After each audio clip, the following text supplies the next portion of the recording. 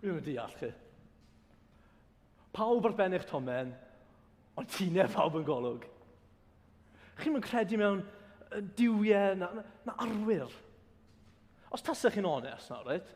Pob gopa walltog ohonoch chi, pob un o'ch chi'n fwy cytrefol gyda rhai sy'n cyrlio'ch wigiau chi na Hercules neu Horatius. Neu'r ynfytyn Ddynaius na. Os tasaf yn dod i hynny. O, neu'n fynne? Ie, neu'n fynne. Myrthydatis, brenin Pontus, il sono disipon... O, na. Roll geiriau poenus yma. Mor undonog, mor hirwyntog, a mor hen a ffechod. Mae pob opera ysgrifenwyd yn y ganrif hon yn syrffedus. Wel, 999, mae so pob mil. Drychwch arno ni. 40 pen agored. A pedwarod perffaith. Mi roedden ni y byd i gyd ysgrifennu hon, yn yr eiliad hwn, nawr. Cwmwys fa chi gyd. Ond na. Y Her Chamberlain yn meddwl, Mozart bold, rhaid fi siarad gyda'r ymwrawdwr ar unwaith. Her Prefect, draw fyna, yn meddwl, Mozart anwybodus, dychanu operau holl anfled neisrwydd. A Her gyfansoddwr yn y llys yn meddwl, Mozart yr Elmenwr, beth yn y byd mae'r mae un deall am opera?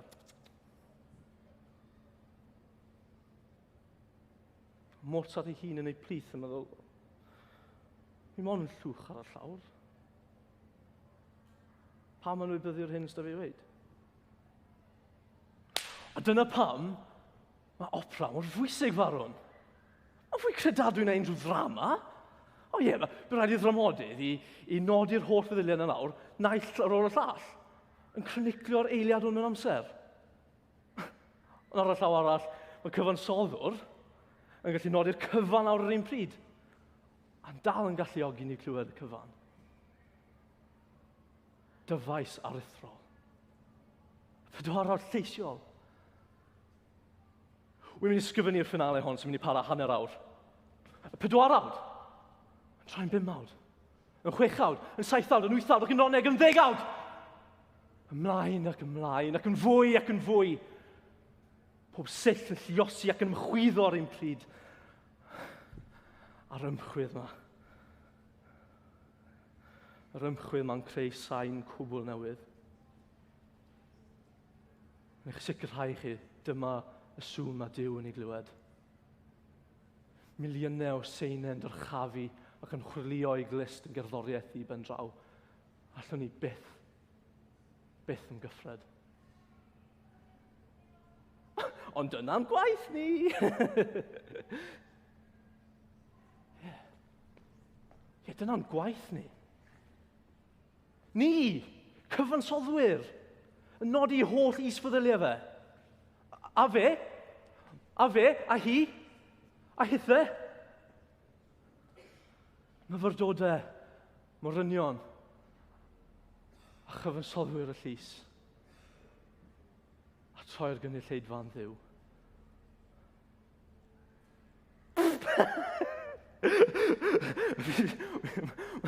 Mae'n ddrwg da fi. Allai siarad dwlu trwy dydd. Allai jyst ddim rheoli fe. Mae'n hafod i, wel. Mae'n hafod i mob man. Mae'n halon i'n y lle iawn.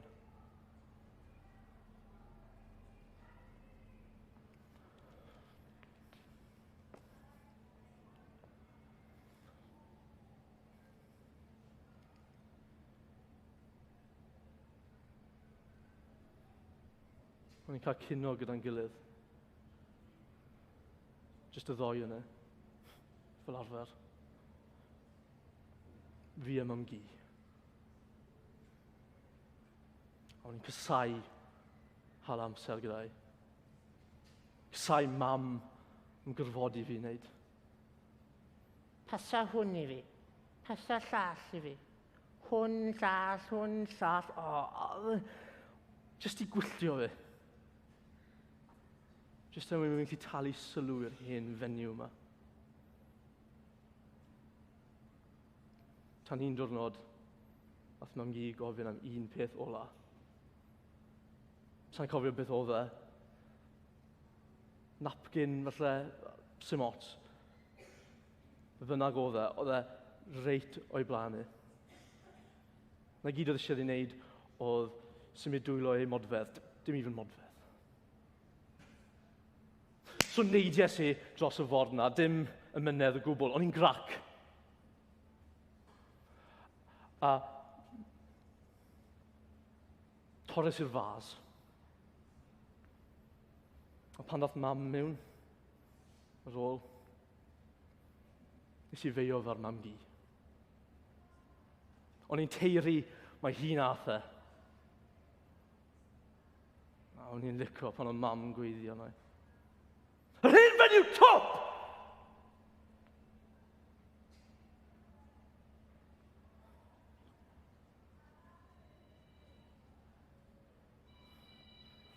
Hen fenyw top.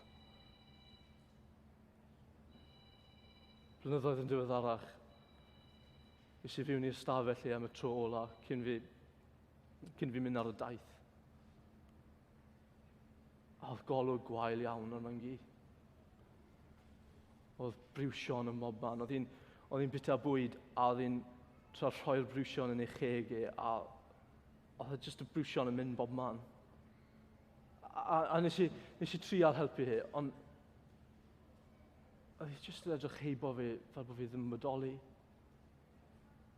Fel bod fi ddim na. A o'n i'n gallu gweld, oedd hi'n mynd i farw yn yr ystafell na ar ei phen ei hunan. A wedyn nes i teimlo'n eog. Rhyw flas o'r deimlad o sut fyddwn ni'n teimlo hwyrach mlaen. Nawr. Pan fi'n meddwl am mam gi, o fi byth wedi gweld i to.